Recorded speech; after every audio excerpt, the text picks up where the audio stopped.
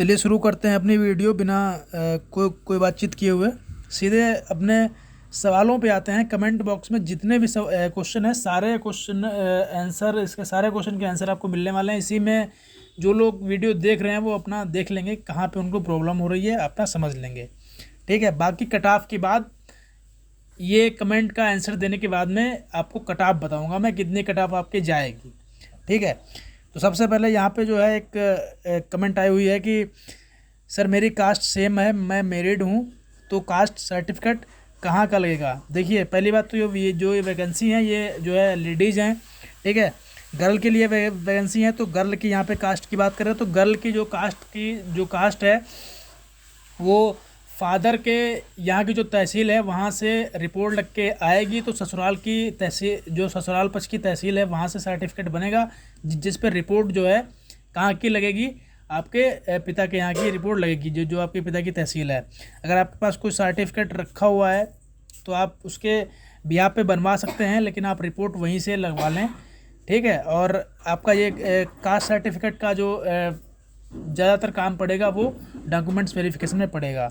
ठीक है, उसके बाद में तीनों ईयर में सब्जेक्ट होना चाहिए। देखिए ग्रेजुएशन का मतलब होता है एक विषय से आपने तीनों साल एक ही विषय के साथ जो है लास्ट तक कोई पढ़ाई की हो। जैसे कि आपके पास 3 विषय हैं तो आप सेकेंड ईयर में एक विषय छोड़ते हैं तो आपके पास 2 बचते हैं, और आप फिर थर्ड ईयर में एक विषय छोड़ते हैं तो आपके पास एक विषय बचता है। तो जो लास्ट विषय बचता है वही क्या होता है, ग्रेजुएशन होता है।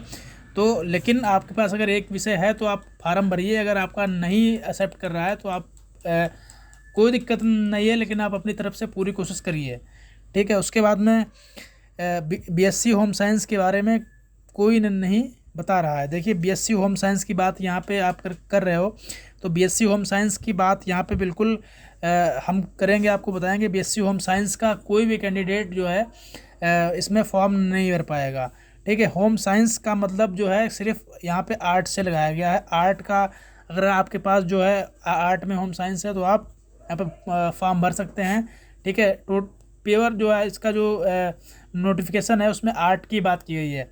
फ़िलहाल फिर भी आपसे एक बार मैं कहूँगा कि आप फॉर्म भर के देख लो, अगर आप कुछ भर लेते हो तो इसमें आपकी कोई बुराई नहीं है। मैं मतलब ये बोलता हूँ आपके पास कागज़ मौजूद नहीं है, अगर आप प्रमाण पत्र नहीं बनवा पा रहे हैं, कोई भी कंडीशन है, आप फॉर्म मत छोड़िएगा, आप फॉर्म भरिए। अगर आप ज़रा सा भी आपको लगता है कि आप एलिजिबल हो, आप तुरंत फॉर्म को अप्लाई करिए। ठीक है, अगला क्वेश्चन है सर शादीशुदा महिला को अपने मायके से कौन कौन सा सर्टिफिकेट बनवाना पड़ेगा, कि केवल जात या आयजात निवास तीनों दे। देखिए नौकरी में निवास का कोई काम नहीं होता है। ठीक है, और ये स्कॉलर वगैरह में जहाँ से आपको कोई सरकारी फंड या सहायता मिलनी होती है वहाँ पे आपका निवास लगता है, लेकिन जो है आपको जो है आपकी नौकरी में जात और सॉरी यहाँ पे आय की बात कर रहा हूँ, आय में जो है आपका कोई काम नहीं होता है आय का। ठीक है, आपका नौकरी में जात और निवास दोनों लगता है, आप जात निवास दोनों बनवाइए और जो है आप आय मत बनवाइए। ठीक है, आय का कोई काम नहीं है। आय का काम केवल जब सरकार कोई आपको फंड या स्कॉलरशिप वगैरह कुछ देती है वहाँ पे आपकी आय देखती है, अगर आप उस लायक होते हैं तभी आपको मिलता है, वरना नहीं मिलता है। तो यहाँ पे जो है जात और निवास आपको बनवाना है, जिसमें जात जो आपको बनवानी है वो आपको पिता पक्ष के यहाँ से क्या लगवाना है, रिपोर्ट लगवानी है, और आपको अपने ससुराल से वो जात बनवानी है, लेकिन रिपोर्ट वहाँ से लगेगी। ठीक है, उसके बाद में अगला क्वेश्चन है सर प्लीज़ पक्का कंफर्म करना है, रेप बी करिएगा,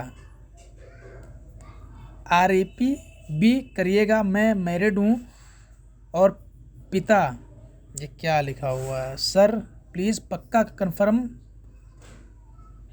करना, RAP बी करिएगा, मैं मैरिड हूँ और पिता और पति सेम कास्ट से हूँ, तो फिर कास्ट सर्टिफिकेट कौन सा लगेगा। दोनों बने हुए हैं, हम पिता वाला पुराना है, उसके पिता वाला पुराना है, उसकी वासे पर पति के उसके बेस पर पति के नाम। देखिए इनका जो मतलब लिखावट है वो कुछ मतलब अटपटा है, लेकिन ये यहाँ ये बोलना चाह रहे हैं ये कि जो है इनके पास पिता और पति की सेम कास्ट है और इनके पास पिता पति दोनों का कास्ट सर्टिफिकेट है, तो ये कौन सा यूज कर सकती हैं। देखिए आपके पास आप तो जो है जो आपका कास्ट प्रमाण पत्र बनेगा वो आपके ससुराल के जो है पते पे बनेगा। जो आपका एड्रेस होगा आपके जात प्रमाण पत्र पे वो ससुराल का होगा, और आपकी जो जात होगी वो पिता पक्ष के यहाँ से रिपोर्ट लग के आपकी तहसील में ही बनेगी। ठीक है। निवास आप अपने घर से बनवा सकते हैं, जहाँ पे आप रहते हैं, चाहे अपने जो है ससुराल में रहते हैं तो वहाँ से बनवा सकते हैं। जहाँ पे आपका मूल निवास हो, जहाँ पे आप रह रहे हो, वहाँ का निवास बनेगा।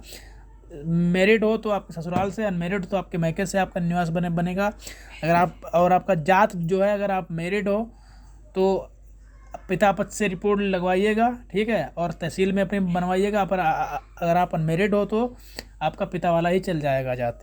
ठीक है। और रही बात आपकी जो है क्या नाम है उसका, अगर आपका नहीं बन पा रहा है तो आप फॉर्म भरिएगा और जात बनवा के डॉक्यूमेंट्स वेरिफिकेशन में आप चेक करवा दीजिएगा।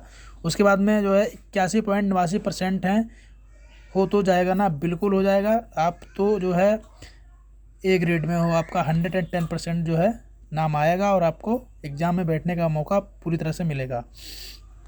अगला जो क्वेश्चन है वो क्या जनरल में कास्ट लगेगा। देखिए जनरल का कास्ट नहीं बनता है। ठीक है। जनरल का कास्ट नहीं बनता है, जनरल का कास्ट नहीं लगता है। उसके बाद में बनता है, लेकिन जनरल का कास्ट जो है, मेरे फ्रेंड मेरे साथ में जब मैं आर्मी की भर्ती देख रहा था तो मतलब जो सिख लोग होते हैं वो सब जनरल में आते हैं। ठीक है।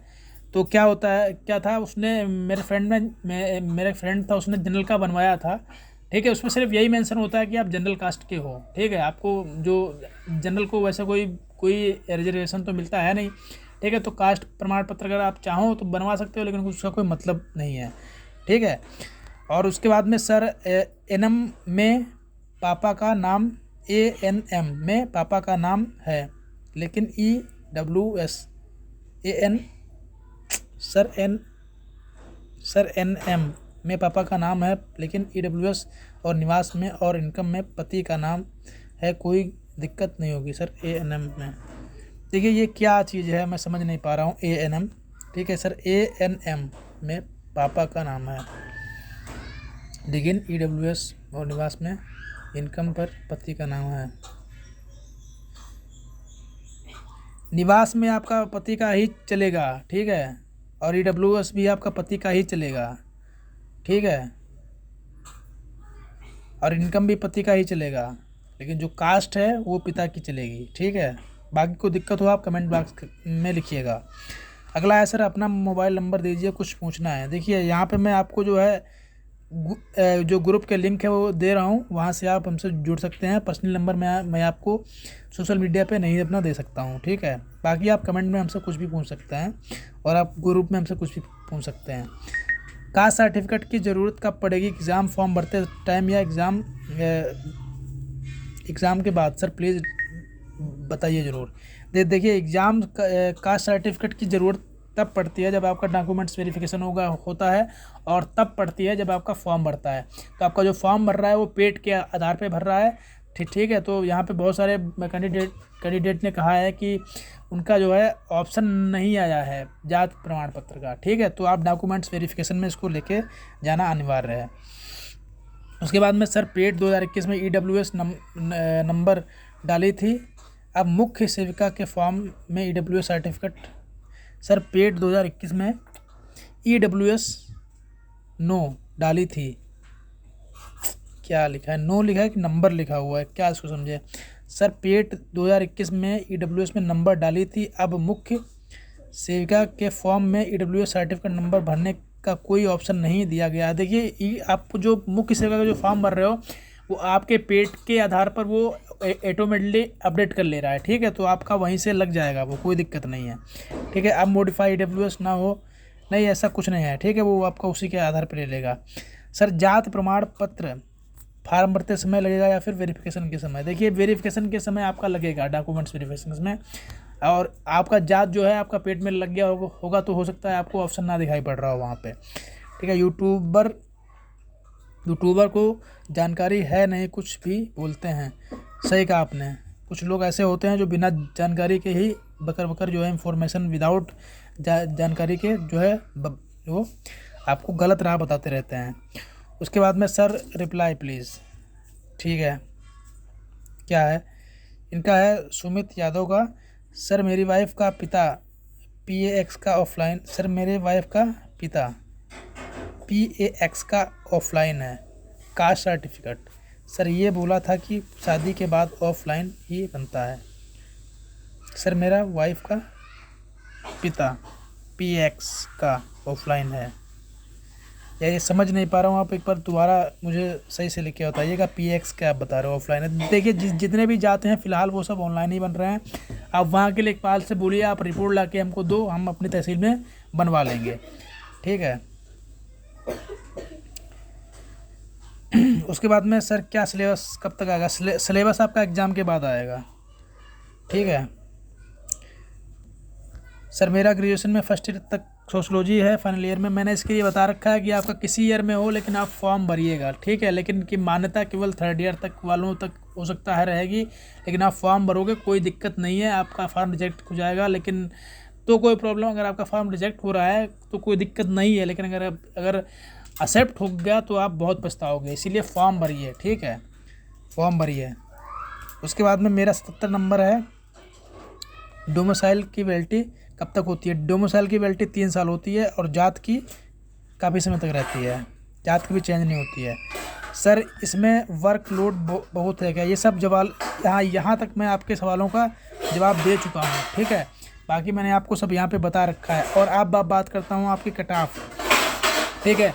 आपकी कट ऑफ जो है जिस भी कैंडिडेट के वो किसी भी कैटेगरी से, ऑल कैटेगरी से, ठीक है, ऑल कैटेगरी से वो अगर संबंधित है, ऑल कैटेगरी से, और उसके नंबर जो है 0 से अधिक हैं, 0 से अधिक।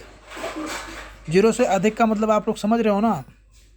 0 से अधिक मतलब अगर 1 नंबर है, 2 नंबर है, 3 नंबर है, 50 नंबर है, 80 नंबर है, जितना भी है, लेकिन 0 से अधिक है, वो क्या कर सकता है? फॉर्म को क्या कर सकता है? फिल कर सकता है, ठीक है। आपका नंबर 0 ना हो और आपका नंबर माइनस में ना हो, -1, -2, -10 ऐसे ना हो, ठीक है। मतलब प्लस में आपका 1 है, प्लस में 2 है, 3 है, मतलब 0 से प्लस में 1, 2, 3, 4 जितना भी है आप फॉर्म भरने के लिए एलिजिबल हो, ठीक है। वैकेंसी का 15 गुना जो है स्टूडेंट को एग्ज़ाम के लिए शॉर्टलिस्ट किया जाएगा। अगर आपके जो है किसी भी जो है कैटेगरी से आप बिलोंग करते हो, ठीक है, तो आप फॉर्म भरने के जो है आपका जो एलिजिबिलिटी तो है ही है कि आप 0 से प्लस नंबर तो भर सकते हो। लेकिन अगर कट ऑफ की बात कर लें तो यहाँ पे जो है अगर आप जनरल एरिया से बिलोंग करते हो तो अगर आपका 20 से 25 क्वेश्चन अगर आपका सही है, ठीक है, 20 से 25 नंबर है अगर, ठीक है, तो ये समझिए कि आपका जो है शॉर्ट लिस्टिंग हो सकता है, ठीक है। आपका अगर जो है 20 से 25 नंबर है तो आपका शॉर्ट लिस्टिंग हो सकता है। उसके बाद में आप अगर OBC से हो तब भी आपका जो है 20 से 15-20 के आसपास अगर क्वेश्चन है, OBC से अगर आप हो तो 15-20 के अगर आसपास आपका क्वेश्चन है तो आपका शॉर्ट लिस्टिंग हो सकता है, ठीक है। अगर इनसे ऊपर है तो आपका 110% हो जाएगा, ठीक है। लेकिन ये मिनिमम मैं बता रहा हूँ, ये क्या बता रहा हूँ मैं, मिनिमम है अगर, ठीक है, मिनिमम जनरल का, ठीक है, 20 से 25, ठीक है। OBC का मिनिमम 15 से 20 और SC का जो है 10 से 15 अगर नंबर है तो वो नाम आ सकता है, ठीक है। ST का 5 से 10 नंबर है तो वो भी क्या हो सकता है कि उनका नाम आने की संभावना है। ये मिनिमम का जो मैं बता रहा हूँ ये है। अब मैक्सिमम की अगर मैं बात कर लेता हूँ तो मैक्सिमम में अगर आपके पास नंबर अगर 30 से प्लस हैं तो आपको जो है शॉर्ट लिस्ट 100% किया जा सकता है, ठीक है। ये आपकी कट ऑफ रहने वाली है। अगर आपको वीडियो अच्छी लगी हो, मेरे द्वारा जानकारी सही हो, तो आप जो है वीडियो को लाइक करके हमारे चैनल के साथ बने रहिए। लाइक करिए, शेयर करिए और लोगों तक सब्सक्राइब पहुंचाइए, इसका जो है शेयर करिए इसको, ठीक है। मिलेंगे अगले वीडियो में, तब तक के लिए जय हिंद, जय भारत।